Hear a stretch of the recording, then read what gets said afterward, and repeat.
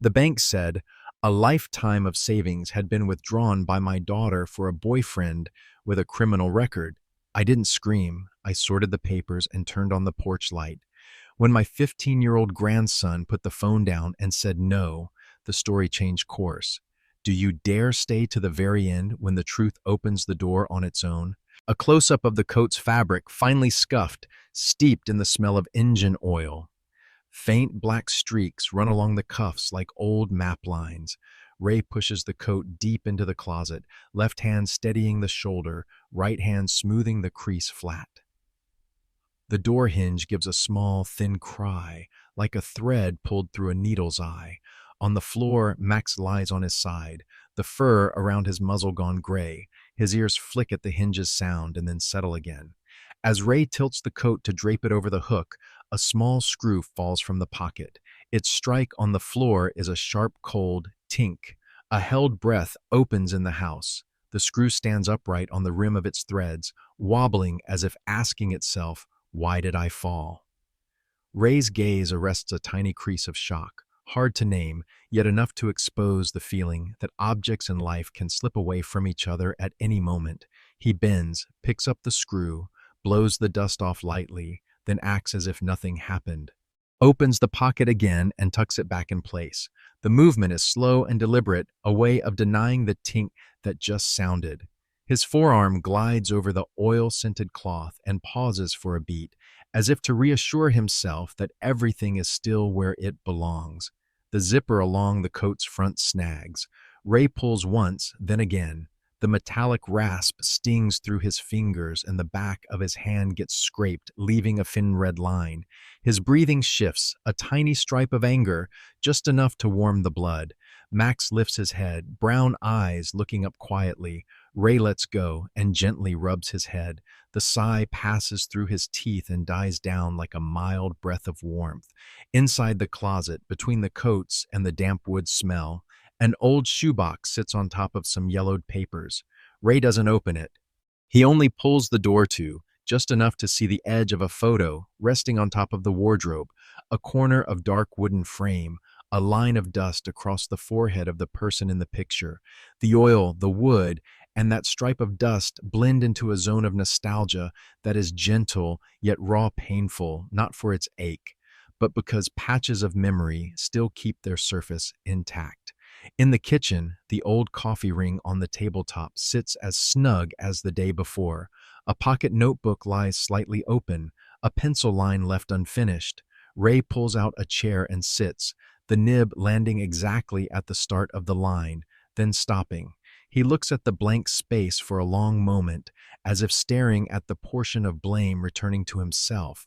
The quick fixes, the appointments made and then postponed. The nib taps lightly on the notebook's edge, then he caps the pen and lays it diagonally across the page. The blank is kept as it is, no letters added. On the shelf, a small chess set sits askew. A knight lies on its back, a fine dust over its back like a thin blanket.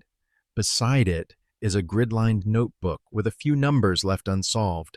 Ray sets the knight upright on a black square and smooths the notebook's corner. In that light touch is a faint thread of hope, not something that brightens the room, but something that helps the back stand a little straighter before stepping on. Max rests his chin on the toe of his shoe, waiting as naturally as the first light rising at the slit of the curtain. Ray returns to the closet, takes the small oil bottle from atop the fridge, and drops 2 beads onto the hinge. He opens and closes the door a few times. The thin squeal dwindles, dissolving like mist. The door now shuts softly, giving a conditional relief. Nothing is truly finished, but something chafes a little less. He puts the oil back in its place, turning the label so it lines up with the wall's edge. Out on the porch, the old bulb flickers once and then holds steady. A draft slides through the door seam, carrying the damp smell of wet grass. Ray sets his hand on the latch without opening. He only listens, only feels. His heart slows into a vague flutter, a kind of suspense, not because anyone is standing there, but because a door always has the power to open onto something unknown. Max looks up, ears folding down, body still, but muscles ready to spring if needed. Ray lifts his hand from the latch and returns to the coat. This time, the zipper obeys, sliding down smoothly. He pats the coat's shoulder, as if patting his own. Max draws a deep breath and half closes his eyes. In the dim, quiet room, the snug click of the door is the final note of the opening scene. Objects temporarily back in place, the sting of nostalgia stowed in the smell of oil, and a thin seam of porch light waiting for its chance to press further into the house. Ray bends, his hand gliding along Max's brow and stopping at the point between the ears, an almost imperceptible nod. The room keeps its measured warmth, and the door, though not yet open, remains there, like a promise hanging lightly over the rest of the day. I want a quiet week, chess with Micah, simple dinners. I promise myself to put everything back where it belongs, not to add one more hastily written save. And yet, there are wounds you think have healed until they're cut open again by an unexpected blade. I hear my own voice drop low in the kitchen that still smells of old coffee. A small sound, the screw dropping with a tink onto the floor, can be enough to remind you that calm is only a thin veil of mist. Shock always arrives like that, not with a roar, but springing up as a cold, high note amid ordinary tasks. I bend to pick up the screw, blow the dust off, and put it into my pocket, as if by putting one small thing back in its place, one could deny the feeling that the world has just slipped a notch.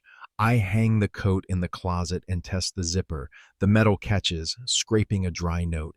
A thin seam of anger runs through my hand like a spark along serrated teeth. I don't let it stay, just long enough to know it's real. Then I let it dissolve into the engine oil smell soaked into the fabric. Some angers don't need a name. They only need one gesture, letting go of the zipper, smoothing the crease in the coat, rubbing the head of the old dog looking up, to remember I'm not alone in this room. On top of the wardrobe, the frame's edge is filmed with dust. I don't reach for it. I only look at the dust line drawn across the forehead in the picture. Grief never fades the way people say. It only agrees to lie still when your hands are busy with small, decent tasks, oiling a hinge, setting a fallen night back up, scrubbing out the old coffee ring. Those acts keep me from going under, but they carry a current of nostalgia along with them. The sound of someone's shoes once tapping lightly on the step, the smell of a wool sweater in the dryer, the time I hastily penciled the word save into the ledger and folded the page so I wouldn't have to see it. I open the notebook. The ruling stays neat. The pen nib lies diagonally like a gatekeeper. Self-reproach doesn't ask for a speech. It arrives in the details I overlooked. An appointment pushed to next week, a porch light that flickered through many nights before I changed it, a sentence that should have been plain but that I let drift. I set the nib down and don't write, not because I've run out of words, but because today needs orderly silence more than hot-blooded promises. I think of the chessboard. The knight that had fallen now stands straight. Micah's grid notebook is open to a simple division problem. Hope, it turns out, isn't something that blazes. It's the roundness of a number written steadily by a child. The way the boy pulls his chair so gently, the floor doesn't complain. The look he gives me, both steady and cautious, as if keeping a key. Some afternoons we walk under the trees in a low murmur, saying nothing of note, only switching which hand carries the bag. I understand, at least, that Gaze is waiting for an adult quiet enough not to drop anything else. I set the small oil bottle on the hinge and let 2 drops fall. Some no's need to be spoken in the softness of a door closing, in the sound of a spoon touching the cup, in turning the latch just 1 notch instead of slamming it. I don't know where that unexpected blade will come from. Sometimes it's only a short call, a thin envelope, an averted look, but I know I'll have to stand up straight when it arrives. Resolve to me isn't a sudden flare. It's a sequence of small, repeated motions until silence can speak instead. The hinge's note has smoothed. I feel a step lighter, but I know it's only a conditional ease, like the sky after a fine rain. The surface is clear, but beneath, the water hasn't yet drained away. I pour more water into the kettle and set a second cup on the table. Max rolls in closer, letting out a breath like thin smoke. I touch his head. In a house where things are set in the right places, a heart has a chance to keep still a little longer. Then I stand before the door. I don't open it. I only lay my hand on the latch. The porch light blinks once, then holds steady like a silent gatekeeper. I know that one day soon there will be a knock. 3 beats or urgent or hesitant, I don't guess. I only know I'll open in my own way, without letting anger go first, without letting fear stumble at the threshold. Until then, I set a place for the truth, a clean table, a warm cup, and a chair for the one who knows how to listen. For now, I leave the door as it is, a promise suspended. If it must open, it will open for order and calm, not for loud voices. The ATM was pressed up against the dark brick wall, its pale green screen reflecting a face split in two by an old crack in the glass. Ray slid his card through the slot, his roughened nail brushing the plastic rim. A dry beep. Options appeared, white boxes waiting for a finger to press. He tapped by habit, his eyes not really landing on any number. From the parking lot, the wind blew in the smell of gasoline and the noon sun. The spinning circle on the screen flashed once and stopped. A line of text appeared, cold and clean. Insufficient funds. No alarm. Only words. No one around could see how heavy that moment was. Ray stood a little straighter, as if his back had found a brace. He blinked, pressed cancel, went back to the home screen, and entered the steps again. Once more, the card gripped lightly through the slot. Once more, the beep. He changed the withdrawal amount, lowered it, then lowered it again, like a man talking softly to a wall. The words still returned, no longer, no duller. Insufficient funds. A breath snagged in his throat. Ray put his hand in his pocket and touched the edge of an old receipt folded in quarters. The paper was rough like the bottom of a box long used. He didn't open it. His fingertip only traced the paper's edge, then came out and rested lightly on the lip of the ATM. On the aluminum surface, a faint bloom of sweat spread from his finger. He tried a third time, this time a different machine, the slot on the right. That screen was brighter, cooler, like a new chance. Again the beep, again the spinner, and then the same old words, standing still like a signpost planted in a desert. Anger went silent, like an ember buried under ash. No one heard it, but in Ray's hand the grip had changed. Tendons stood out, his knuckles whitening to the color of salt. He pressed the receipt button hard. The machine fed out a thin slip of paper, its leading edge a little ragged from the cut. Ray pinched it between two fingers, looking at the sparse rows of numbers like a platform after the last train. He folded it perfectly straight and slid it into his wallet.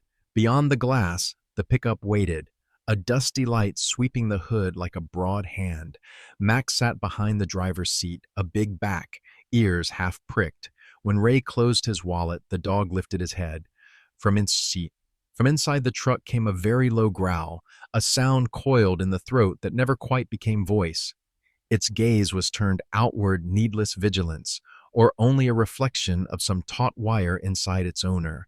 Ray stood 1 beat longer, looking at the row of dry palms at the edge of the planter by the wall. On the ground, an empty soda can rolled lightly in the wind, making a hollow sound like a wind chime with some of its veins removed. He set 2 fingers to his temples, not rubbing, only placing them there as if marking a new sore spot. Then he turned. The truck door opened with its familiar springy twang. The smells rose slowly. Old seat fabric, hot plastic, a trace of engine oil. Max planted his forepaws on the seat edge, his damp nose touching Ray's wrist. He didn't say anything. He simply set a sun-warmed hand on the dog's head. The growl thinned into a long breath. Through the glass, the gas station sign flickered faintly, the fuel prices standing still like a clock face without hands. Ray looked down at the steering wheel, the leather polish smooth by years of grip. The small cracks were like river networks on Micah's old school map. For a moment, the boy's grid notebook rose in his mind, columns of numbers aligned straight, a freshly sharpened pencil standing upright, the way he pressed the notebook's corner flat with a fingernail so it wouldn't fray. Hope had the shape of order, square by quiet square. He inhaled slowly, holding his breath as if steadying a chess piece from toppling. He set the receipt down in the storage compartment, right beside the square-folded tissue from the day before. He didn't open it, didn't look again. His right hand touched the steel coffee thermos in its holder. The body was cold. He didn't pour. He only twisted the cap one turn and back again to make sure it was sealed. Everything that could be tightened, he tightened. The things still loose, he left loose for now, like a door that needs oil but hasn't yet had its brushing. Out in the lot, another car fired up, the exhaust drumming through his chest. Ray glanced in the rear view. Sunlight pooled into a fine carpet on the road surface. Passers-by, paying no attention to the ATM and the sentence that had just been stamped onto his noon. Max had lain down, his chin settling into the familiar hollow in the seat. His amber-brown eyes still watched the edge of the door frame. Ray lifted his hand to the gear shift and paused halfway. He didn't drive off yet. Some moments need time for the glare of shock to dim, like a phone screen that darkens when left alone. He tapped a light beat on the wheel, a second beat, then a third, steady as counted breaths. The noon light skimmed across Ray's face, bringing out the silver at his temples. He glanced at Max. The dog shifted his weight, one hind leg tucking in, ears dipping, accepting a brief rest but ready to rise. Ray raised the window one notch, letting the sounds outside blur just enough. Before turning the key, he set his palm on the receipt in the compartment, a brief touch, like anchoring a sheet of paper against a gust. The engine caught. Not loud, but neat as a finished sentence. Ray released the clutch and let the truck roll out of the slot, slowly past the planter of dry palms and the empty can. The side mirror slid past the ATM's face, its pale green screen shrinking to a dot. He didn't look back. Max tilted his head toward the exit, his breathing more even. A bright noon, a short line of text, and the truck left the lot carrying inside it a new silence dense and clear, enough to give some later decision a place to stand. The bank's glass doors slid open, a rush of air conditioning spilling out with the smell of fresh floor cleaner. The glossy tile floor was divided into faint squares, each holding a strange fleck of sunlight. Ray took a number. The small slip made a papery zip in his hand. The wall-mounted screen ran mute news, subtitles scudding past like far-off rain. The teller counter shone slick and clean, the signature pens chained by thin metal cords. When it was his turn, he set his wallet on the counter's edge. His wrist touched the clear plastic line, exactly cold and impassive. The clerk tapped a few keys, the watch on that wrist glinting. The keyboard's clatter blended with the sound of a money counter somewhere in back. Steady as a heartbeat that belongs to no one. Then the clerk swiveled the monitor a slight angle, just enough for Ray to see the words lined up. Withdrawal, all co-owner, Jenna.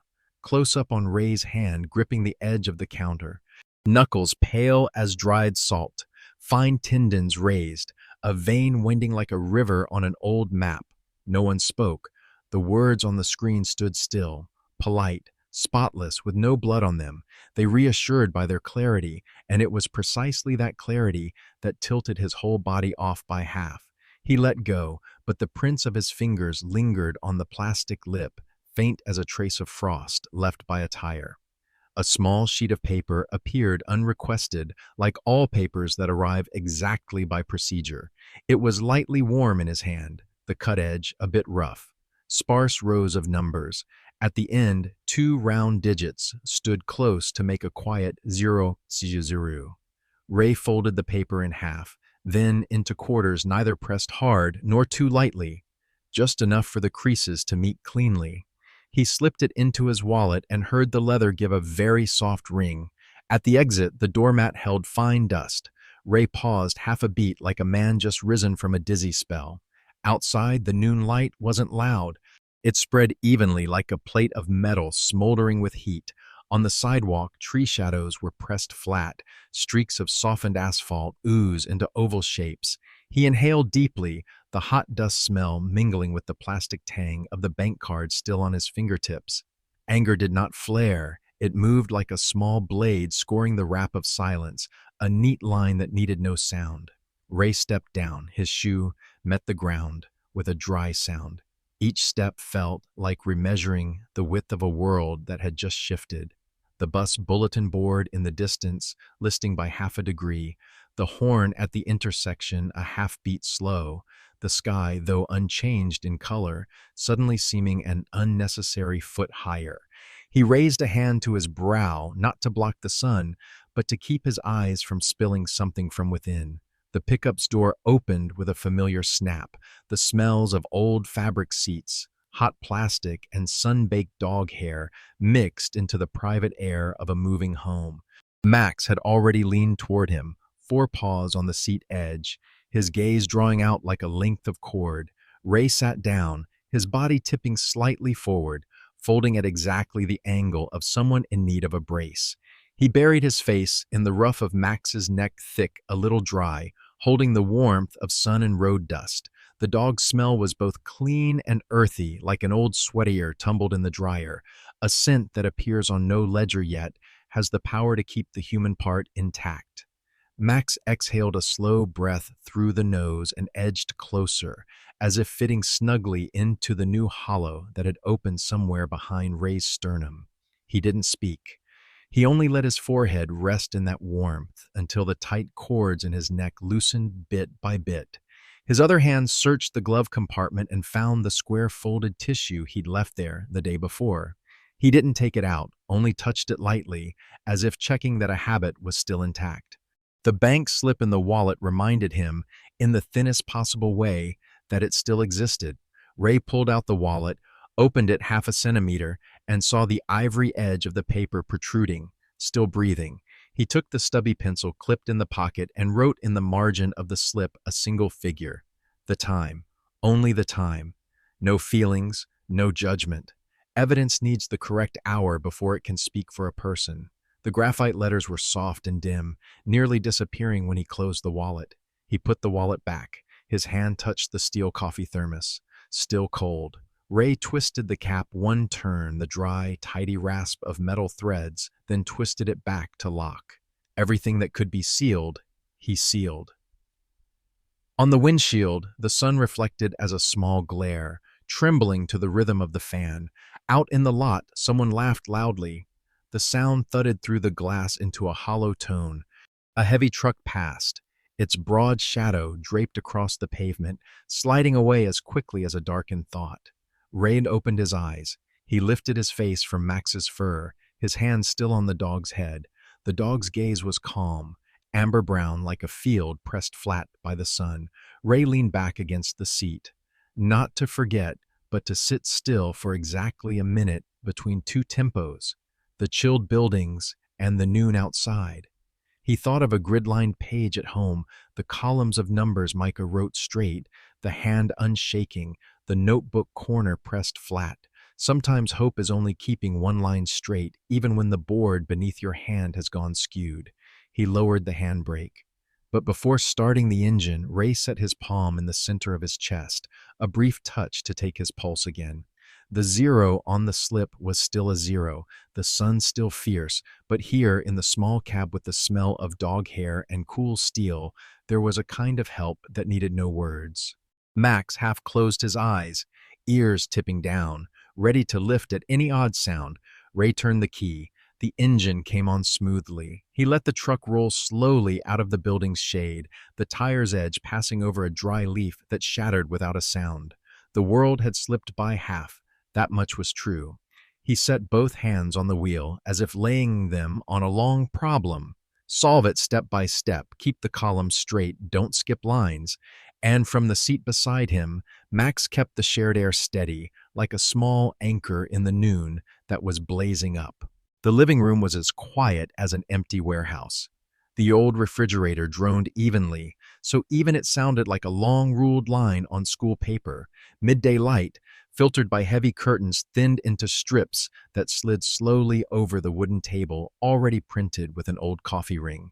Ray pulled out a chair and set down a sheaf of papers, an electric bill rough to the touch, a credit card notice glossy like plastic, a bank letter with an embossed ridge. When the papers touched, they made small sounds like a knife tapping a porcelain plate, sharp, cold, and needing no explanation from anyone. He sat upright, placed his wallet at the corner of the table, and opened it as if opening an old notebook. The bank receipt showed its edge, ivory white, its 4 folds as clear as palm lines. Ray drew the paper out and laid it flat beside the electric bill, next to the water bill, two different columns of text with the same kind of chill. He ran his index finger once down the edge of the receipt, then lifted it at once, as if afraid the line of ink would open its mouth and speak. A paperclip snapped tack as he fastened three sheets together. The click sounded too bright in a room too empty. On the shelf, a dark wooden frame leaned by a single degree, dust marking a line across the forehead of the person in the picture. He didn't go there. He only glanced, then turned back to the table, which he had divided into islands of paperwork, overdue months on the left, new notices in the middle, and on the right, things that can be negotiated. That tidy partition, strangely, made the house feel more foreign, as if the objects were lined up in formation and he didn't belong to it. Ray flipped a bill. The sound of the sheet skimming the table's edge scored the air and left an invisible sting in his chest. He flipped a second. Another sting. Each turn was like a small cut, even-handed, patient, bloodless, but tiring. He placed a finger on the final figure at the end of the line, left it there longer than usual, as if the heat of skin could blur a few digits. No number dimmed. A blunt-tipped pencil lay beside a grid-ruled notebook. He grabbed it and drew a vertical line that split the page in two. On the left he wrote, "To pay." The right he left blank. The graphite stroke was dark and slow, steady, but by mid-page it faded. He stopped the pencil. Questions that needed no words lined up in his head. How many times did I say tomorrow? How many times did the step creak and I didn't oil it? How many nights did the porch light flicker and I still let it? A heavy, soundless exhale. He laid the pencil down diagonally, like planting a stake where he had just passed. From a drawer, Ray pulled out a manila envelope with a frayed mouth. Inside were a jumble of old receipts, a few loose ID photos, a slip for a cheap light bulb bought at the gas station. He spread them out, turning each one over as if checking a patient's pulse. Everywhere were numbers and dates, the least emotional language telling the clearest story of his life. From the bottom of the envelope, a small brown button fell. It rolled to the table's foot and stopped in a chipped groove in the wood. Ray bent, picked up the button, and held it in his palm for a long beat. The little round thing was like a harmless scrap of memory, yet it stung because it belonged to a coat that was no longer in the closet. On the opposite chair, an unused white porcelain cup sat snugly in the old coffee ring. He reached out and turned the cup's mouth toward the window. Puzzling habit he still repeated like a ritual, as if, with the cup facing the light, whoever sat there would be inclined to speak the truth rather than beg. His hand returned to the papers. Another bill phone, a notice insurance, a thin slip late fee. The letter opener pressed down and drew a sweet, clean line, opening the envelope edge as flat as a freshly ironed seam. The neater the motions, the emptier the house grew of human voices. The wind couldn't make it far in. It only stirred the curtain. The wall clock ticked up a notch, its talk standing alone, unconnected to any rhythm of life. In the corner, work boots dried with dirt stood misaligned by half a foot, as if someone had just pulled out of a conversation that hadn't yet begun. Ray put two fingers into the gap between the boots as if measuring the width of absence. He drew his hand back, wiped it on his trouser leg, and returned to the papers. An old bank statement flashed the word co-owner in the middle of the small print. He set it down the way you lay a small blade on a cutting board, by the spine, not the tip. The tabletop's cold came through the paper. The sunlight drifted away from the corner, leaving a murky streak like a bruise. Ray drew a long breath, his mind automatically rummaging for a solution. Whom to call first, what to write first, what to keep as evidence, what to drop for lightness. No answer appeared. Only the list lengthened like a road with no signposts. He reached into the desk for an old stapler. Squeeze, a dry, final sound. The bundle tightened. He squeezed again for no reason, like testing whether a no could stand upright. The scalp beneath his gray hair tightened. A band of tendon lifted at his neck. His other hand curled into a fist, then opened. 10 fingertips printed tiny white dots marks that existed only a few seconds before the blood returned to fill them. A coin of sun crawled to the edge of the frame on the shelf, making the dust line across the frozen eyes show more clearly in the wood. Nostalgia slid in soundlessly, the smell of a wool sweater in the dryer, the squeak of the step, a thermos lid turned once and turned back. All of it added up to a new kind of pain, hollow and heavy, like standing too long at a sickbed. It's time to sit, but you don't know where. Ray bowed his head and rested his arms on the table. The skin of his forehead touched the wood. The edges of the papers murmured right under his ear, whispering their own story dates, amounts, signatures. He lifted his head, slowly. The room's light shifted, dragging his shadow out long to the shelf's foot. At the table's edge, the pencil lay still, like a needle waiting for thread. On the chair across, the porcelain cup still faced the door. He gathered 3 sheets and flipped them. One cut. He flipped 2 more, another cut. The tabletop held shimmering backward shadows of the letters, like a rain of text falling upward from below. Ray stopped. His breath shortened. The house was so empty, he could hear his heart beat half a beat off from the clock. The light slowed. The smell of paper, of wood, of warm dust. He set both palms down flat on the table, as if asking the house for one more patch of standing room. Silence drew into a heavy cloth. At the rim of his sight, a thin black object, a familiar rectangle, lay face down on the table's edge, quiet as the mouth of a well. Ray looked over without reaching. He kept his hands still, as if holding a taut string, and in that in-between, between paper and wood, between the clock and the pulse, another blade line scored down, half a millimeter deeper. At that moment, the house was emptier than it had ever been, but everything had been set in rows.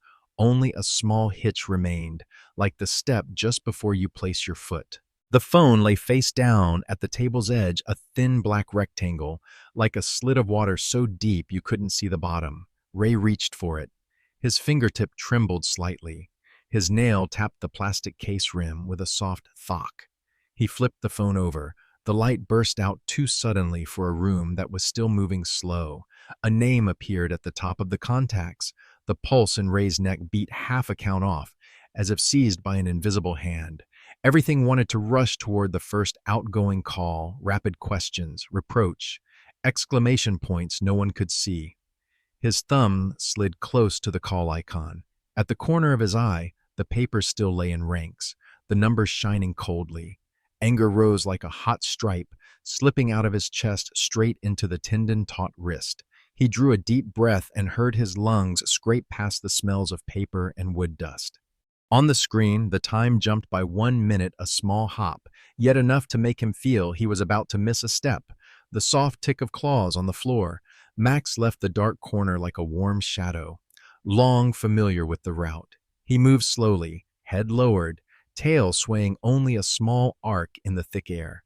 At the chair he stopped, cocked his head, and set his chin on Ray's knee. That weight was just enough to arrest the slide. The fur at his ruff felt a little rough, warm, carrying the smell of old backyard sun.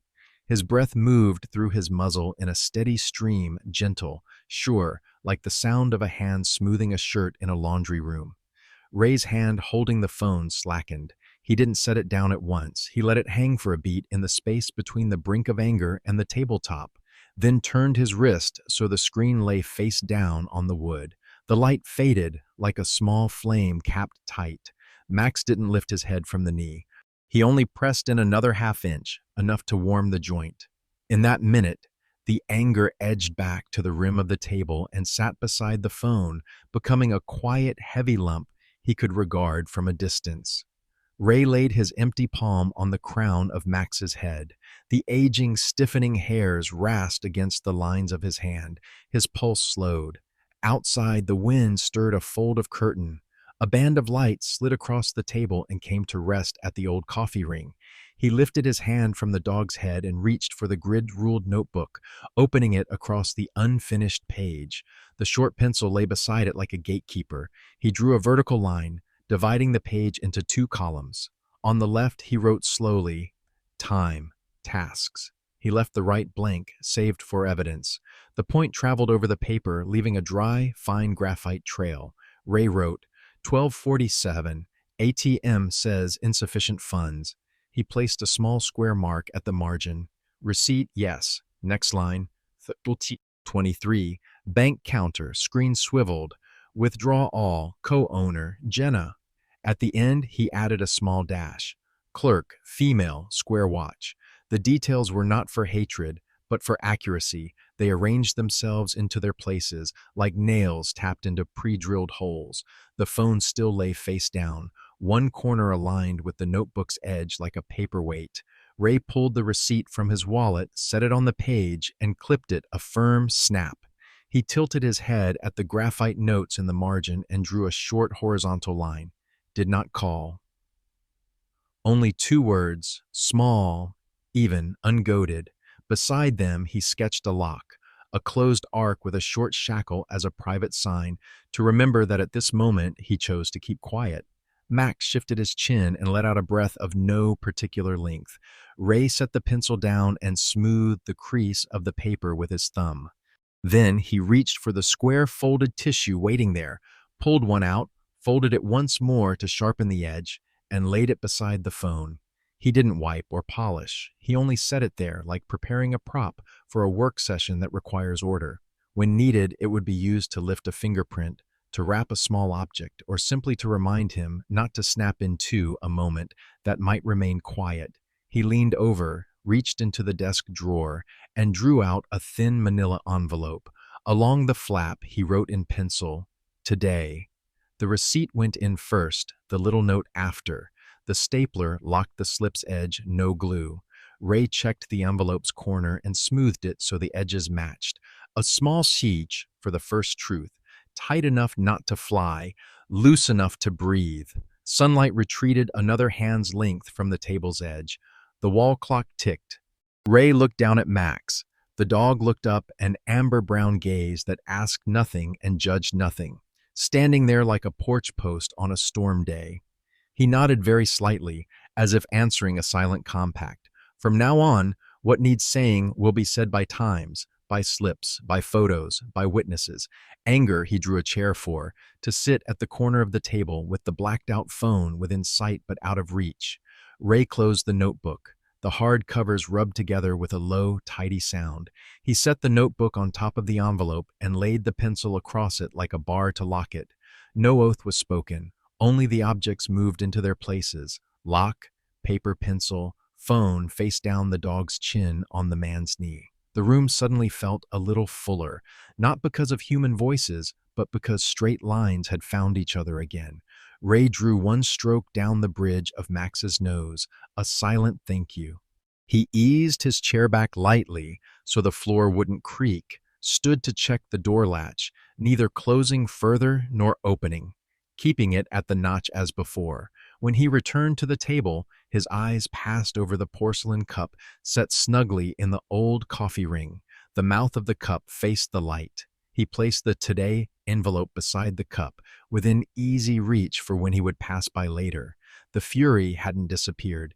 It had only changed places, from the wrist into a small stone lying still in the pocket, and above it, Ray had tucked into that pocket a 4-folded slip, written in an even hand, "Let the evidence speak." In the corner, Max drew in his legs and breathed evenly. On the table, the phone remained face down, and the house, after having been too empty for a while, took back just enough warmth for the next day to have a place to set its foot. The afternoon poured through the window into broken bands of gold, settling on the edge of the desk, worn to a shine. Micah came in, the smell of sun and school dust still clinging to his shirt. He set his bag down softly, without making the wooden chair creak. The zipper wasn't fully closed. From the mouth of the bag, a manila envelope slid out, its textured paper lowering lightly to the tabletop, stopping exactly where the light was receding. On the envelope's surface, a pencil mark scored a slanting line. The edge frayed slightly, like the spine of an overread book. Micah set 2 fingers on the envelope's corner as if keeping a sheet of music from blowing away. Ray sat opposite, his body tilted a little forward. His hand left his thigh for exactly 1 beat and settled back, as if measuring out a quiet distance. The small room carried the whisper of paper, a grid notebook open to a problem left unfinished, the eraser shaved into fine white crumbs like salt along the page's edge. A stubby pencil stood in a porcelain mug, and beside it, a ruler with a hairline crack running down it. Everything had its place. Even Max's shadow, falling in from the doorway, stretched across the floor like an extra fold of blanket. Micah pushed at the envelope's edge with his thumb.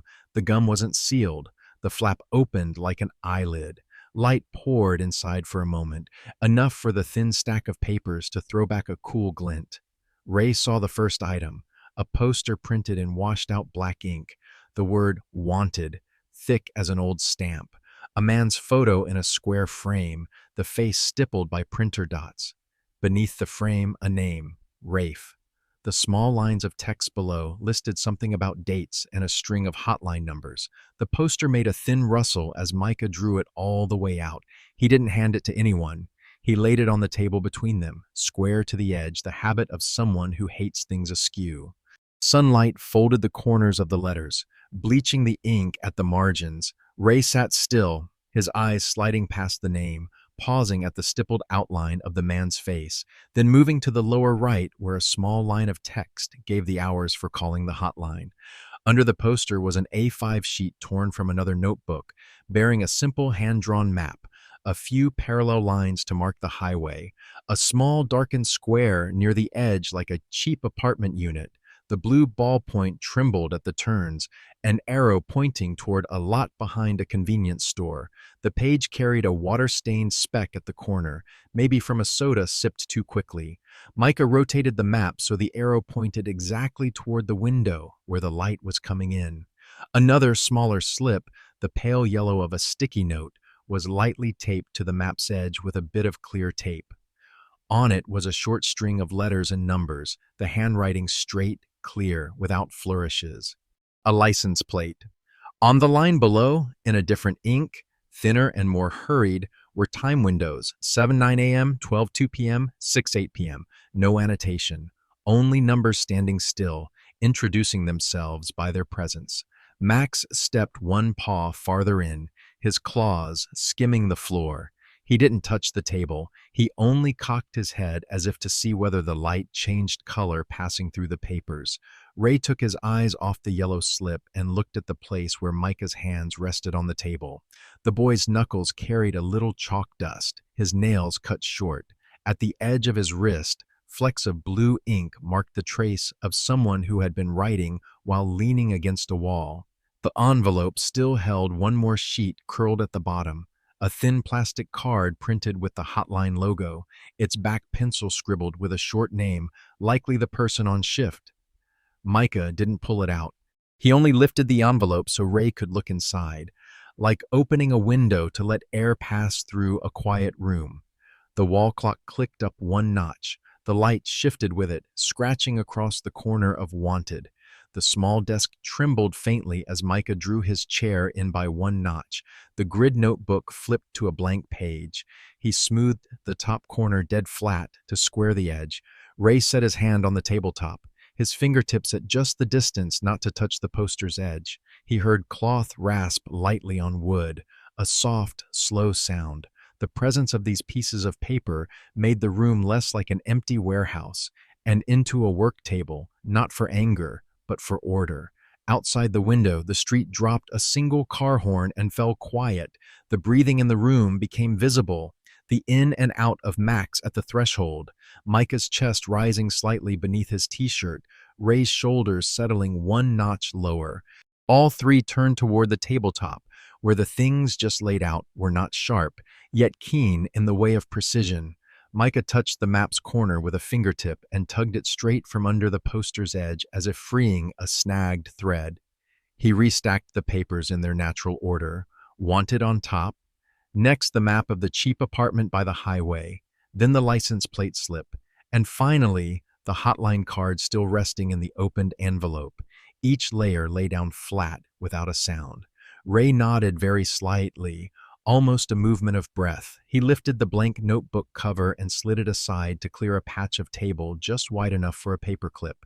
Max lifted his head, his tail drawing a quiet stroke across the floor. The scene framed itself complete. Two people, a school desk, a paired thin sunlight, an open-mouthed manila envelope, and on the table 4 pieces of a road taking shape, not in words, but in paper. Micah said nothing.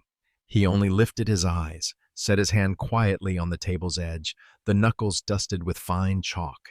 His gaze moved from the wanted sheet to Ray's face, then drifted over the long shadow Max cast across the floor. The dog looked up, too steady, amber brown, calm, no pressure, no urging. A thin cord connected 3 points in the room: the poster, the young eyes, the old eyes. Ray held his breath for a beat. On the table, the yellow slip with the license plate lay snug, like a first brick. The boy touched the map's corner lightly and rotated it toward the window so the arrow aligned with the streak of light outside the porch. The movement was slow and exact. Truth is a road. That gaze said it without borrowing words.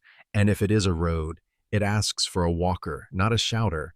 Max edged 1 step and sat closer to the leg of Ray's chair. His chin settled into the groove of Ray's knee like an old habit returning to its place.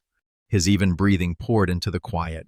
Ray heard the wall clock tick up 1 notch, like a very small nod. He answered with a smaller one still, only the muscles at his temple moving. His chair slid toward the table by half a hand, its feet skimming the wood without making the floor complain. Ray laid his hand flat on the table beside the dot-printed name, Rafe. At the edge of his vision, the old coffee ring still lay there, a silent marker for conversations that know how to listen. He drew the grid notebook closer and opened a fresh page. The short pencil stood waiting in the china cup. He took it out and set the point at the left margin. No line began with a feeling. He drew a vertical column and wrote slowly, Route. Below it, dry bullet points: poster, hotline number, hours, license plate, address. Each word arrived like a roadside stake driven into the ground. Micah leaned in and quietly nudged the poster to the top so the hotline hours were in full view. He touched the edge with 1 finger, pointing to nothing, and Ray understood. He wrote on, each number dropping neatly into a square: 7-9-12-2-6-8. Beside them, he marked, Call to ask duty schedule, request name. On the next line, he copied the plate, the strokes even and unhooked. When the last letter closed, his chest seemed to lower by 1 notch, not relief, only less looseness. Max blinked. His tail drew a stroke along the floor. Ray lifted his eyes to him for a second, then returned to the notebook. He pulled the Today envelope from the table's edge and slipped into it the license plate slip and the hand-drawn map. The paper clip made a just right tack. A small sound, but it stood firm like a round lock clicked into its hole. Micah squared his school tools. The ruler nudged half a tooth, the eraser set perpendicular to the notebook's edge. These motions, aligned, right-angled, were like a quiet lesson in how one travels a road with no signs. He drew a shallow breath. Max looked up at Ray again. The dog's gaze carried a patience people rarely grant themselves. Wait for the right time, wait in the right way. Ray set the pencil down and tapped its tip once against the notebook's edge, like knocking to test a door's tone. Then he slid his chair in by another half hand, closing the distance between the 2 chairs to a thin gap easy to cross. His shoulder and Micah's were now only a sheet of sandpaper apart. Closeness didn't speak by clinging. It spoke by 2 people looking at the same tabletop, breathing in one rhythm. Outside the window, a car slid by and left a long shadow. The light shifted angle and washed the word "wanted" into a soft gray line. Ray folded the notebook's corner slightly to mark the place, then tilted his head to look at Micah. The boy neither smiled nor frowned, only a complete presence. As if he laid an invisible hand on Ray's shoulder without touching skin, Ray cupped the hotline card in his palm and felt the cold plastic edge. He slipped it into his shirt pocket where he usually kept a pin. His heartbeat returned to a just enough evenness. Under the table, Max's nose brushed his ankle, a brief signal like a porch light that flickers once and holds steady. The road was still long, but at the starting point there were already 2 consenting pairs of eyes, a dog's breath, a grid notebook, and a manila envelope open-mouthed. Ray nodded again, not a promise only the way a nail is driven into a wooden floor deep enough to hang action on it. Then he laid his palm slightly over the back of Micah's hand for a brief beat, like touching a thin sheet of paper to keep it from blowing away. When he drew his hand back, the hush remained deeper than before. The chairs were already close, the tabletop already divided, the road drawn in paper, numbers and hours lay before them, straight enough to be walked without raised voices. Max shifted his weight and lay on his side, his eyes still open. The room kept its measured breath, and in that orderly silence, Ray knew he had set his foot on the first patch of ground of the truth. The afternoon slid gradually through the window, the light breaking into thin slices that lay still on the wooden tabletop. Ray gathered the scattered papers into small stacks, smoothing the corner of each sheet like a tailor at work. Bills by month, receipts by date, notes by time mark. Each stack had its own clip. The soft click was quiet but resolute, like driving small nails into the floor so nothing would slip. He wiped the old coffee ring on the tabletop slowly with a damp cloth. The pale brown line faded until only a dim shine remained, like a memory willing to recede into the background. He pulled the table out from the wall by half a hand's breadth, just enough for two people to sit facing each other without their legs getting in the way. On the chair, the cushion sat askew. Ray straightened it, pressing the frayed seam flat with his fingertips. His hands smelled of paper and wood. That scent blended with the room's warmth, giving the air the feel of a small workshop tidied just before opening. The front door still gave a faint sound each time the wind pushed it. Ray opened the cupboard by the porch and took out a narrow-spouted bottle of machine oil. He tipped it, letting drops fall onto the hinge so the oil ran in a bright honey-like line and then soaked into the metal seam. He opened and closed the door several times in small arcs until the creak turned into a smooth sound like cloth brushing cloth.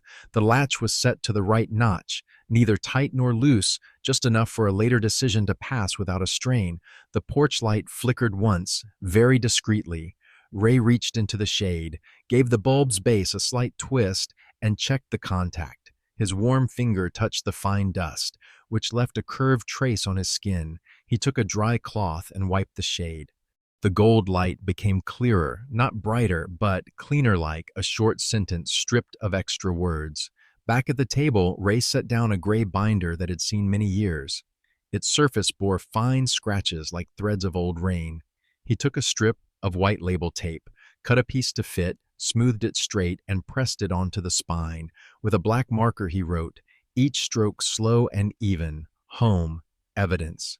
He drew the long dash with a ruler, no excess, no lack. When the last letter dried, he tilted the binder so the light skimmed across the lettering, a small ritual to confirm its presence. Inside, the clear sleeves were waiting. Ray arranged them in the order he trusted. 1. Small scene photos, pry marks, the lock, the tabletop after wiping. 2. Bank receipts, ATM, teller each sheet paired with a pencil scrap noting the time. 3. Phone notes, hotline, name of the person on duty, time windows. 4. Materials on Rafe poster, license plate, map of the cheap apartment near the highway. 5. A blank section reserved for witnesses, if needed. Each section was marked with a pale tab, its title printed, the pen stroke no darker than necessary. Ray tested the binder open and shut, the rings seated cleanly in the punched holes with a neat clack. He set the binder at the center of the table, turning it so the spine faced the door, the position of a greeting, not a challenge. To the right of the binder, he placed a neatly sharpened pencil, a black marker, and a short ruler. To the left, a stack of square folded tissues with edges aligned into a small white block. A white porcelain cup sat snugly inside the now faded coffee ring, the mouth of the cup facing the light. The chair opposite was drawn back by half a hand, leaving an entry soft enough for whoever came next. Max stood at the room's threshold, nose snuffing the scent of fresh oil. Ray gave a small wave. The dog stepped in and lay down by the table leg, his head settling into the groove of Ray's knee, as he always did during school report readings. Max's breathing was even, not deep, like a ground cloth that lets other sounds rise to the right level. Ray opened the cupboard and brought out a clean tablecloth, spread it over the wood. He smoothed the folds with the back of his hand, corner by corner, until the fabric lay still without a wrinkle. On the cloth's corner, he clipped a slip with two short lines. Order, listen. Not a slogan, just a reminder of method. He turned, fetched another chair from the dining room, and set it at a slight angle to his own, so slight the person opposite could turn their head without squaring off. There was a nick in the chair rail. Ray took fine sandpaper and gave a few short strokes, the surface rounded and softened so it wouldn't snag a sleeve. He brushed the wood dust into his palm, put it where it belonged, and wiped the edge of the chair with a dry cloth. These small tasks slowed the heart's tempo, like stirring a pot of soup so the steam on top cools. On the shelf, the clock ticked another notch, its talk melting into the house's very thin background music. Ray made a round, sliding shut a loose drawer, writing a tilted book, squaring the dark wooden frame of a photo, and with a fingertip easing away the dust line across the person's brow. He didn't scrub it clean, only enough for the face to show while keeping just the right trace of time. Returning to the table, he set his hand on the binder, cold and firm. Crossing two fingers, he pressed lightly at the corner to test its thickness. Beneath the clear nylon, the papers brightened like compressed bricks. He opened the first page, slipped in the yellowed slip marked today, then closed the binder. Done. He set a small stopwatch on the table's edge, simple dial. Soft button ready to mark the time if needed. Finally, Ray went to the door and flicked the porch light on and off once. The gold glow rose and held steady like a considerate gatekeeper. He turned it off. His hand touched the latch, checking the notch. No more, no less. Back in the room, he stood in the space between the two chairs and looked down at the newly arranged surface. The binder with its label, pins and ruler where pins and ruler belong, the square folded tissues, the porcelain cup waiting for warmth, the neatly kept space for the person sitting opposite. A room prepared for listening, no oaths needed, no banners raised. It only needed the objects back in their places, the hinges done squeaking, the porch light clear enough, and a binder labeled home, evidence set at the center like a second heart. Max shifted and breathed evenly. Ray let his shoulders drop a notch, sat in his chair, and rested his hands on the tabletop. The room resisted no one. It was ready to receive whoever came, and ready to keep silence in the part that belongs to silence. Ray set the binder down in the center of the table with both hands, not letting it drop, but letting it lie. A slow, deliberate motion, like placing a foundation stone into its bed of mortar. The ring metal touched the wood with a very small, dense sound, then went still. The spine faced the door, the black marker line, home, evidence standing straight like a sign at the porch. Beneath the clear nylon, the papers lay smooth, receipts, times, a pale inked poster, the slip with a license plate, a hand-drawn map. Each thing was a brick. Each brick already had its place.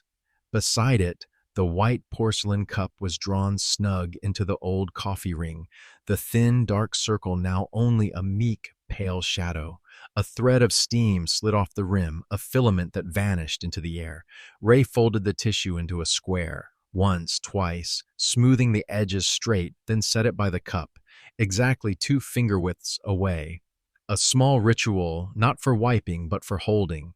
When truth arrives, it needs a clean surface to stand on.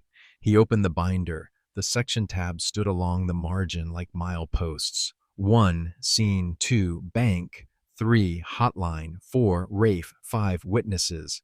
In bank, Ray slipped the pencil scrap with the times in right after the receipt, 1247, 1323. In hotline, he tucked the plastic card into the inner pocket and wrote a neat line in the margin. 79, 122, 68, ask name, request confirmation.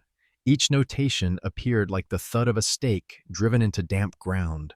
On the table's edge, the old stapler sat open. Ray picked it up and drove a staple into the corner of the map.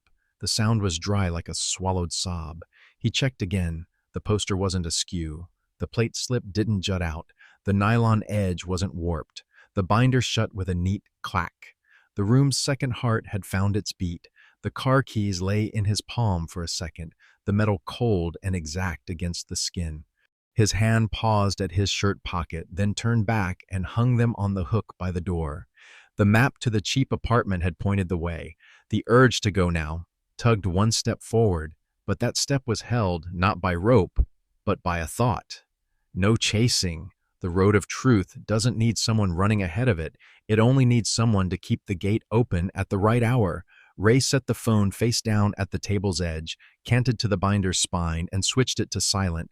Next to it, a neatly sharpened pencil, a black marker, and a short ruler 3 in a line like the verticals on Micah's grid notebook page. He angled the opposite chair a fraction enough that two people could turn their faces toward the same thing on the table without squaring off. The seat cushion was smooth flat. The fray at the chair's edge rubbed down. The wood stopped catching.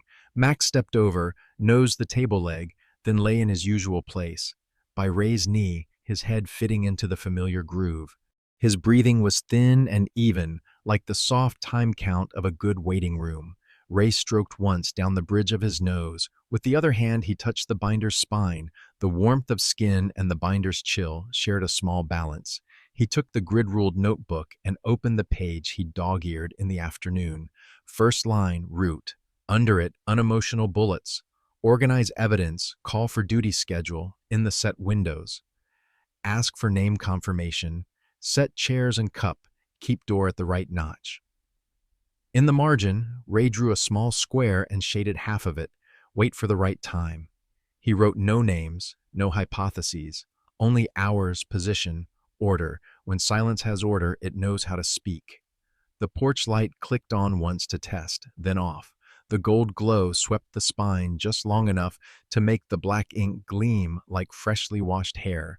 Ray circled through the doorway and pressed his palm to the latch. Not slack, not tight. Back at the table, he lifted the cup, tested the heat, and set it back on the old ring's mark. The folded square of tissue was still there, its corner angled toward the person opposite. A seat was ready, not for excuse-making, but for a time to count.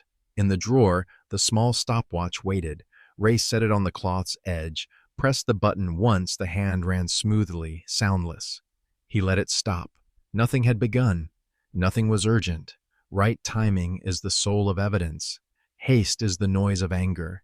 He pictured the door opening, the porch light laying a thin bar across the spine, the smell of warm coffee, someone sitting, back resting just enough, the papers opening in left to right order.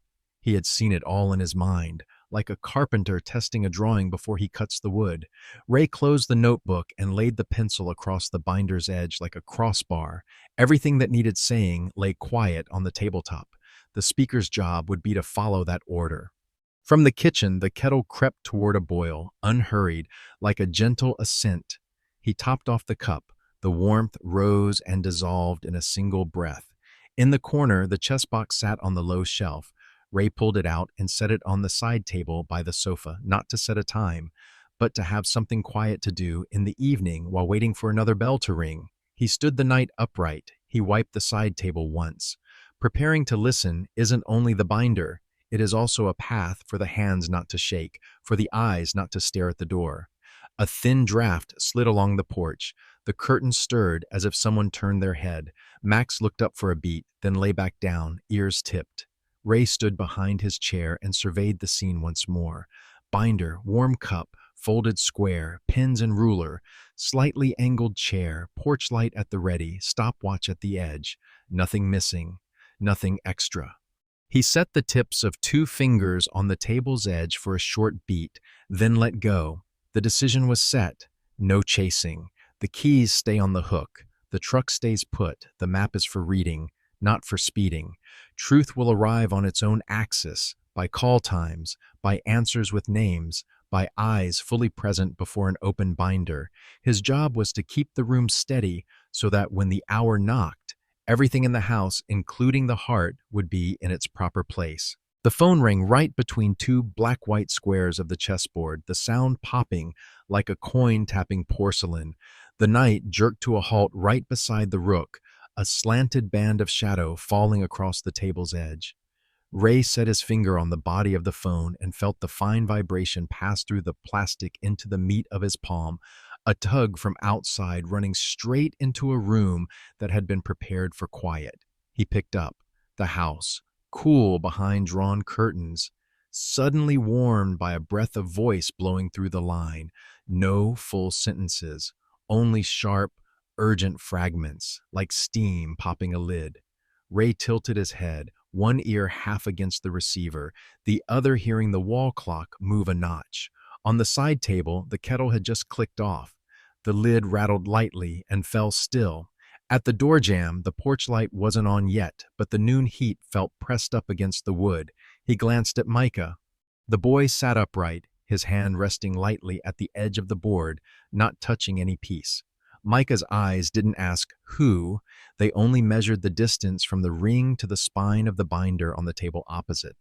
Beside the binder, the square-folded tissue lay in the spot set for it, its corner aimed toward the empty place saved for the person across. Everything there was already ready, like a room that has inhaled but not yet exhaled. In Ray's ear, the voice thudded again, quick and hot, right at the edge of his door, like a hand testing the knob. At the front door was the meaning gathered from the broken bits. No greeting, no asking, only a presence wanting to go straight through the latch notch. Ray swallowed once, dry, and looked to Max. The dog had risen at the first ring, his chest broadened, the ruff lifting slightly. When Ray's eyes met his, Max barked one full, rounded sound that struck the front door and bounced back through the room. The second bark like a marker, the third shorter, a period that needed no explanation, no aggression, only a boundary spoken in a loyal animal's tongue. In the receiver, the breath on the other end darkened a shade.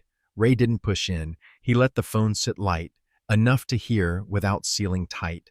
His other hand rested on the tabletop near the king, cool something to brace his back straight. He could see the home and evidence spine across the room glint slightly in the afternoon light. The words stood there, needing no shout. A thin draft moved across the porch. The curtain stirred very faintly. The door handle gave a short rasp, not opening, only the wind trying it. Ray shifted the phone half a centimeter off his ear and touched his thumb to the "Mark Time" button on the small clock set by the chessboard. The red hand jumped a notch and stopped a silent timestamp to be written down later. He still said nothing into the line. He could hear his own breath well enough to count it. In 4, out 4. Micah had slid his chair back by half a hand, a small move to clear the way for the adult to do his part.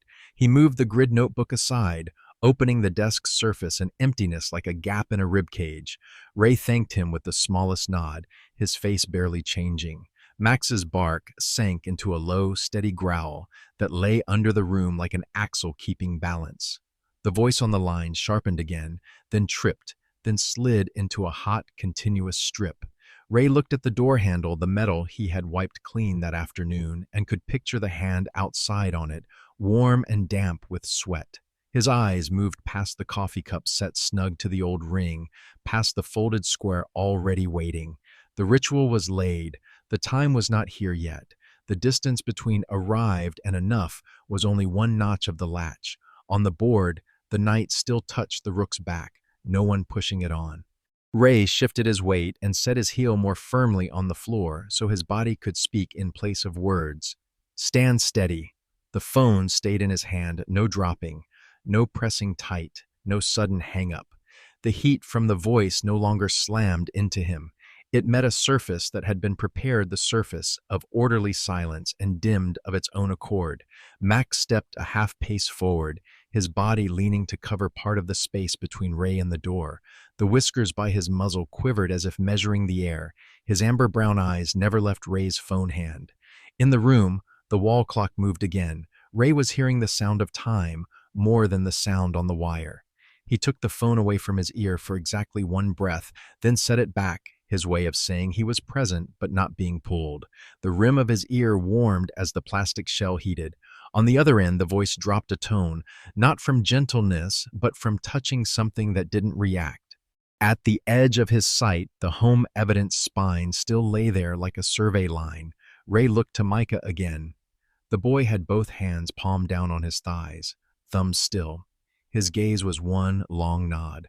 Follow the order, don't rush. Ray turned his wrist slightly so the phone didn't seal his ear. That way, if a faint scrape came at the door, he would hear it too. Max let out one short, low rumble and went quiet.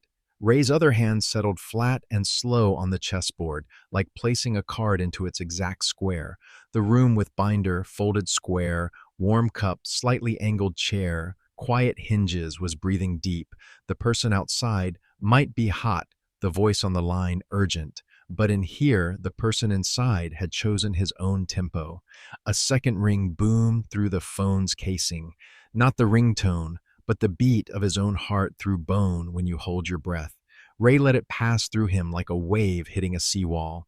Then he looked straight at the door for a beat, neither challenging nor afraid, before dropping his eyes to the small clock beside the king. The red hand slid one more tick. Everything stopped there. The phone in his hand, the heat of a voice just beyond the wood, Micah's gaze keeping the line straight.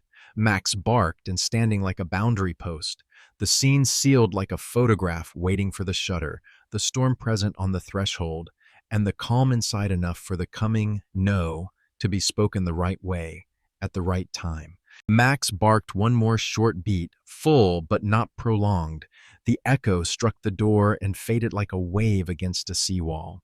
Ray kept the phone in his hand for the length of a breath, his eyes not leaving the chessboard where the knight was pressed to the rook's back. Then he lowered his wrist. The receiver met the tabletop with a thin, dry, tidy sound, like a spoon touching the side of a cup. Small, but final. Not a single word slipped past his lips. The space at once emptied by one notch. Ray leaned and pulled the drawer. The short pencil appeared, the wooden body polished smooth where his thumb always rested. He opened his wallet and took out the ivory bank receipt folded in quarters. At the paper's edge between two folds, he wrote a single figure, the time. The graphite bit into the dry fibers, thin as someone writing their name on the back of an old photograph. Beneath the time, he dotted a small square, his sign for called, then set the pencil aside and slid the paper back into the innermost sleeve of the binder, bank section. The ring swallowed the sheet with a very soft click, just audible if the room had learned to live with silence. Max had lowered his voice into a steady, even growl. Ray laid his palm on the crown of his head, slid it down between the ears, then stood. He walked toward the door. The hinges, oiled that afternoon, moved with a rare, gentle smoothness. The knob was cool metal. With a fingertip, he checked the latch notch. One. Just one, not slammed shut, not flung wide. The light flick of the lever gave a compressed, rounded tack. Boundary here was that small sound, not the slightest trace of a speech, only the snug fit of metal tended at the right time. The porch light wasn't on yet. Ray set his ear close to the wood and heard the house breathing.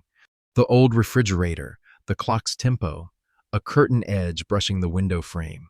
On the other side of the wood, the air went quiet. No one tried the handle again.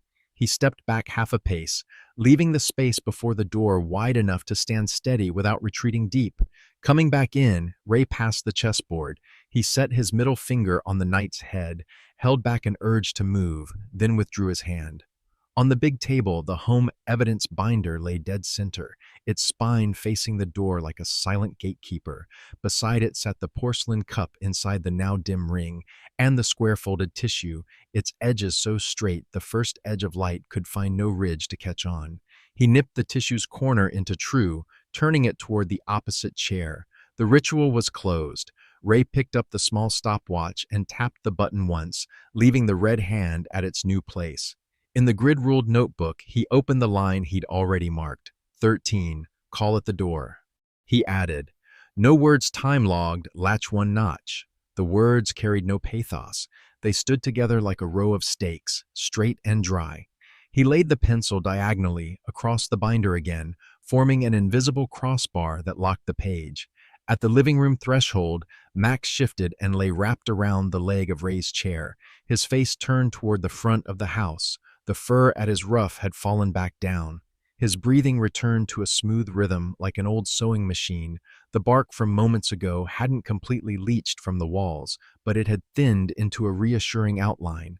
Ray made a short circuit, turned the cup's mouth back toward the light, pressed the ruler's corner true, and smoothed the hem of the tablecloth at the table's edge. The objects obeyed, sliding back into their positions like chessmen arranged for another game, not of win-lose, but of listen and answer. He stood behind the chair and looked over the tabletop one last time. Binder, square, pens and ruler, warm cup the afternoon's new order. The front door was quiet. No knock, only the light outside brushing a thin stripe along the doormat's edge and drawing back. Ray didn't turn on the lamp. He knew when the gold would need to be invited in. For now the house was bright enough with another kind of light, the light of things in their places, of evened-out breath, of a no that had just been said without the mouth. He sat in his chair and drew it another half-hand toward the big table. His right hand rested on the binder's spine. His left lay upturned on the wood, the palm cool. Max lifted his head, his ears cupping and then releasing. The silence didn't thicken to press down. It swelled lightly like a lung after a deep breath. Within that silence, the boundary had just been set not by declaration, not by threat, but by the new order of objects and a loyal bark. At the edge of the chessboard, the knight still stood before an open move. Ray left it. He lowered his eyes to the notebook and tapped once on the small square sign in the margin, on time. The rest he entrusted to the room to keep hinges already quiet, latch at the right notch, binder in the middle, and the old dog on guard at his knee. When the time comes, the door will open the right way. For now, the house stands still, neither resisting nor over-welcoming, keeping the posture of someone who knows he's just said no to the thing that needed a no. The afternoon spreads evenly over the yard into a thin layer of light. The mower blade combs across the grass, neat parallel swaths like the ruled lines in a grid notebook. The scent of freshly cut grass rises cool and green, clinging to pant legs and shoe edges. Ray pushes the mower slowly, both hands keeping the rows straight, his body held straighter than in the morning. At the edge of the porch, Max sits on guard, ears tilting with the mower's changes of direction, eyes following as if checking an assignment, not grading it, just keeping company. Inside, a window is ajar. The ceiling fan turns on a low setting, just enough to pull a current of air across the living room. On the study table, Micah's algebra notebook lies open. Equations lined up neatly, the equal signs standing in the middle like posts holding the balance. The eraser has shaved out white crumbs that settle in the corner of the page. A ruler lies along the margin, its plastic surface dulled by handling. Micah bends his head, the pencil gliding evenly, the tip touching paper with a dry, fine sound like rain very far away. Each time he pauses to check, the mower's sound outside recedes into background, making room for the numbers to find their proper places. Ray kills the engine, tilts the gas can, wipes his hands on a rag. He knocks his heels against the step edge so the grass bursts into small green dust and falls. The porch light tests a blink as he passes, like a nod. He doesn't switch it on, only looks through the glass. The living room is tidy. The binder, Home Evidence, is closed, set squarely on the big table, the spine facing the door. Beside it, a white porcelain cup left to dry, its lip turned toward the light. A square folded tissue lying next to it, the corner still straight, the corner still waiting. A simple dinner. A pot of stew trembles on the stove, steam rising in thin threads, stirring into the air the smell of carrot, onion, bay leaves. Bread is sliced evenly and set in a small wicker basket. Max lies under the table, chin resting on Ray's instep, amber-brown eyes looking sideways and blinking slowly. The sound of a spoon touching the bowl rings out a few times. Small sounds, but enough to give the kitchen a rhythm. No one hurries. The food goes from stove to table, from table to stomach, along the old route already learned by heart. After the meal, Ray clears the dishes, the line of water running over the steel sink giving off a thin sound like a pencil being sharpened. He sets the bowls to drain on the rack, white porcelain bottoms dripping, the rims throwing back the pale gold that lingers from sunset. On the counter, the small timer is put back in its place, its dial faintly lit, silent. No calls intrude, only the fan's sound and the smell of grass mixed with soap, the most peaceful blended this house knows. Micah turns to a new page, the corner smoothed flat. He pulls his chair in, sits with his back straight, left hand holding the ruler steady, right hand drawing a line to split the page. One column, exercises, and one column, checks. The numbers are even, the vertical line straight. At the edge of the page, he writes a small line of the time. Nothing special, but as Ray passes, he sees that streak of ink works like a thin anchor, so light no one notices, yet enough to keep a person from drifting. Night falls quickly. Ray draws the curtain one notch, leaving a slender strip of light on the floor like the small blade of a day, down to its blunt edge. He switches off the stove, straightens the chairs, lifts the binder from the big table and sets it in the lower drawer, the place for a thing that's already in order yet needs to be close at hand. When the drawer closes, the sound of wood meeting wood is deep and soft, so different from the metallic sound at noon. On the tabletop remain the white porcelain cup and the square napkin. Ray doesn't put them away. He leaves them there as a message in objects. The room is still ready for listening. The graying sofa cradles a body fresh from a cool shower. The cotton t-shirt dries quickly, carrying the scent of late sun. Ray sits, his spine released from its habit of shrinking. His back finds a new straight line, unforced. Max climbs halfway up, sets his head in the hollow of his lap, breathes evenly. Ray's hand supports that head, his forefinger sliding along the bridge of the nose, and then lightly scratching the fur at the neck that has gone gray. Skin meeting warm fur makes a kind of tiredness slip away from the shoulder joint. The TV is off, the black screen like a pane of mirror that doesn't want to reflect.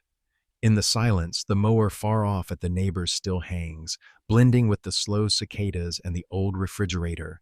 Micah sits off in one corner, bending to neaten a notebook corner, the pencil still running. He glances over once, not looking for a cue, only measuring whether Ray's back is straighter today than yesterday. He lowers his head again, writes another line, his hands steady. Ray lets his gaze drift across the ceiling, along a fine crack that runs like a dry stream to the corner of the room. There he once hung a frame. Now only the small nail mark remains. He doesn't hurry to cover it. The trace is at the right degree to remind, without hurting. Below, the side table holds an open chess box. The knight stands at the center, its shadow a triangle on the wood. The rook beside it, a bold black straight like an accent mark. An unfinished game is a good thing for a house to know it is still living. Somewhere out on the street, a text tone pops up and then fades. No hurried steps under the porch, no hand testing the doorknob. The porch light is still off, but the switch has been checked, the bulb cleaned, the hinges quiet, all that's needed for a night to stand still. Ray smooths Max's ear down, the soft flap folded at the corner like a letter already read. The dog snuffles, turns his head to find a more comfortable spot, then sinks his weight into his lap as if setting a weighted object in its proper place. Relief doesn't pour in. It threads through like a breeze moving between two half-drawn curtains. A place in the chest loosens, taking up only its share, not taking from vigilance, and not encroaching on what remains unfinished. Ray realizes his back is holding straight without being told. His shoulders drop. He takes a deep breath, feeling as if someone has just unhooked a clothes hanger from his neck. On the shelf, the clock moves its hand to the next notch. Micah closes his notebook, puts the pencil in its proper place, the chair scraping lightly into a sound almost unheard. He walks past, his hand unconsciously brushing the back of the chair where Ray is leaning, a touch without a name, and then he moves toward the sink. Water runs for a bit, then stops. Ray leans over, lifts the porcelain cup from the big table, pours in a little warm water, sets it on the side table near the sofa. The heat just grazes his nose, his eyes blink slowly. Under his hand, Max breathes 1 degree deeper. His belly rises and falls steadily like a sewing machine stitching a straight seam. Outside, the evening thickens. The neighbors' windows light up here and there, like commas in a long sentence. The house keeps a quiet order, not out of fear and not out of compromise. It stands like someone after a fever that's ebbing skin still warm, but pulse already even. Ray sets the cup down, hears the porcelain bottom meet the old ring with a small round sound. His hand doesn't reach for the phone, it simply stays on Max's head. In the dimness, his back is straight, his chest open, and a hollow that used to be packed tight now has air moving through. Out on the porch, a fine breeze sweeps through and makes the wind chime string ring very softly, like a comma at the end of a sentence. Ray doesn't need to look at the clock to know that by now everything has fallen into place. He leans further back into the sofa, not sliding down as he used to. Max shifts and immediately finds his familiar hollow again. A simple evening fresh-cut grass, sums in straight rows, stew seasoned just right, a straight back. Relief like this, not forgetting, but being able to sit still without feeling the house slip away under your feet. The rainy night is fine as a layer of weighted mist. Small drops patter on the porch roof, evenly, unhurried. In the living room, the ceiling fan runs on low. The leftover smell of soup mingles with the scent of newly cut grass into a gentle warmth. Ray leans back into the sofa, his hand resting on Max's head. On the side table, the porcelain cup is still warm, a thin thread of steam trailing and then dissolving. 3 knocks on the door. Short, longer by half a beat, just enough to separate the sound from the rain. Ray sets the cup down, the porcelain bottom finding the old ring on the tabletop, a round sound like a period. He looks up and over at Micah. The boy sits at the study table, his algebra notebook half closed. With a single small motion, Micah slides his chair half a hand closer to Ray's distance, tightened like a cord given one more knot. He doesn't speak. His gaze shifts from the chair to the door, then back to the binder set on the big table. Max rises first. Ears up, chest lifted, the body angling toward the door. He does not bark. The growl in his throat is like a warm electric line, drawn taut just enough to light the way. Ray strokes once down his nose, then stands. His knee joint reports a small sound in the bone, but his back stays straight. His breathing is slow, in 4 out 4. He walks past the big table. The binder home evidence lies in the middle, its spine facing the door. The square folded tissue sits by the cup, its corner turned toward the empty place. Ray smooths the edge of the napkin a touch, like a tailor running a hand over the seam before the final stitch. The small timer rests at the napkin's edge, the red hand at its proper mark. Everything is already in a state of waiting. The 3 knocks repeat, softer because of the rain. The curtain stirs as if someone were softly calling a name from deep in the throat. Ray and Max move toward the door together. The hinges were oiled that afternoon. He remembers the oil falling in a bright thread like honey, remembers the squeal disappearing. The metal handle is cool beneath the heat of his palm. He pauses half a beat to listen, the soft rain beating the porch roof, Max's breath, his own heart mixing with the clock on the shelf. No impatient footsteps, only a presence on the other side. He turns the latch 1 notch. A compressed, rounded click. The door eases inward very slowly, just enough for a sliver of porch light to fall in.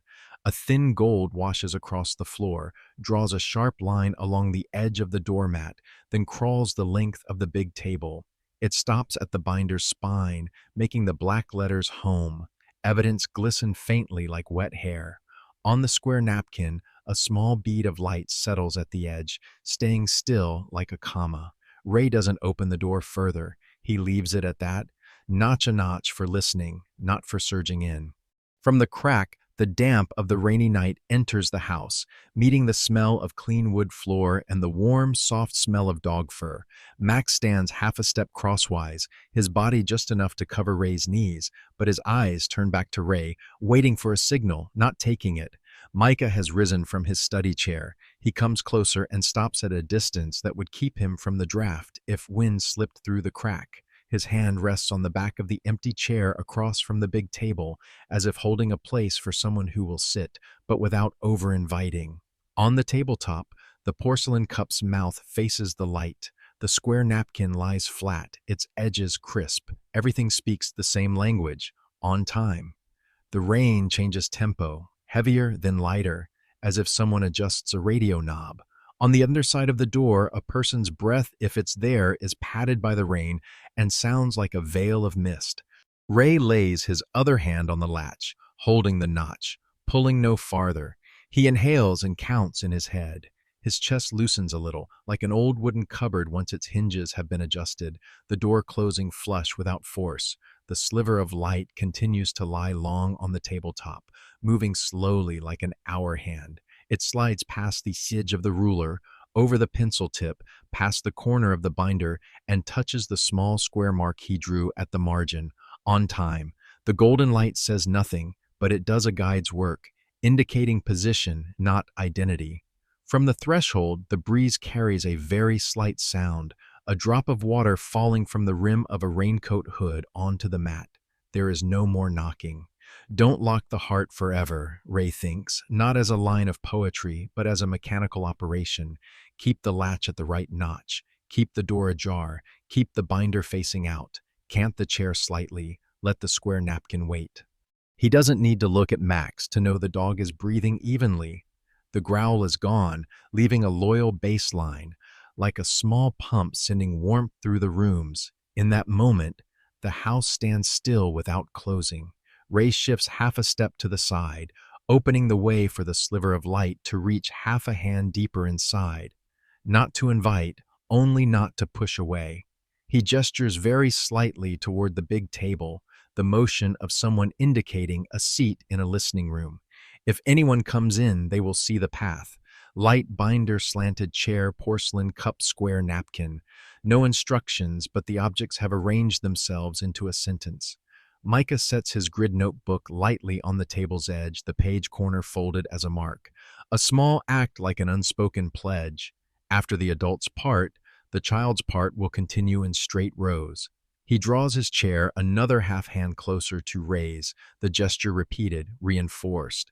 That nearness doesn't touch the door, but it warms the back of the one holding the latch at its notch. The rain settles into a finer veil. The wind chime on the porch rings two hollow notes and then is still. Ray tilts his head a little, as if listening to a very weak channel. On the other side of the door, the silence gathers weight, with none of the afternoon's heat in it. He notices the smell of plastic raincoat mixed with engine oil fading. Only now does Max lower his ears, but his eyes do not leave the sliver of light. Ray neither pushes the door farther nor closes it more. He simply stands firm in his place, latch at the right notch, shoulders eased, back straight. His right hand lifts a fraction, a very small signal to Max's A motion the dog learned years ago. Wait. Max answers by stepping back half a pace and lying down, his head still aimed at the door. A bead of water falls from the roof tip and bursts on the step, the splash blooming round. The porch light, not yet on, remains a hanging promise. Ray glances at the switch, then doesn't touch it. He knows when the golden light needs to be called by name. Not now. Right now, the rain is curtain enough, and the thin sliver of light is enough for a hand to find its way. He turns his eyes back to the big table once more. The binder is there. The letters on the spine still clear. The square napkin still beside the cup. Perhaps in a moment a voice will begin. Perhaps not. The door does not open for instant forgiveness. Forgiveness doesn't work by the sound of knocking. The door opens so the heart is not locked forever, so it doesn't slam shut on what might still stand still and listen. Ray nods very slightly. A nod meant more for the house than for whoever is outside. He holds the latch at its notch, lets the rain play the prelude, lets the light run the length of the table's edge. Max shifts his weight, his tail tapping the floor once like a comma. Micah lays a hand on the back of the empty chair, keeping it from sliding. A fine rainy night. The three knocks have faded. The porch sliver cuts a line across the binder. Two chairs lightly canted stand ready. The porcelain cup waits for warmth. The square napkin lies unwrinkled. An old dog keeps the rhythm of breath. A door is open just enough. The rest, if it comes, will follow the order that has been set down. And if not yet, The house is quiet enough to wait one more beat without dropping itself. In the end, no one won by being loud. There was only the porch light holding steady, the binder home, evidence lying still on the table, the square napkin beside the warm cup, two chairs lightly canted set aside for a listening, and Max breathing evenly as if keeping time for the house. If we must call it revenge, then here it is the way a grown man lays down a boundary lightly but firmly, to put truth in its proper place, to set silence in the portion that belongs to silence, and to hand the rest over to time. If you've ever passed through a night like that, what did you reset first? A door latch, a slip of paper marking the time, or simply the cup back onto the old ring? Tell it with one small detail in the comments. Sound only when you feel ready. And tell me where you're listening from and what time it is now, so that each of our porch lights knows the way to shine for those who arrive late.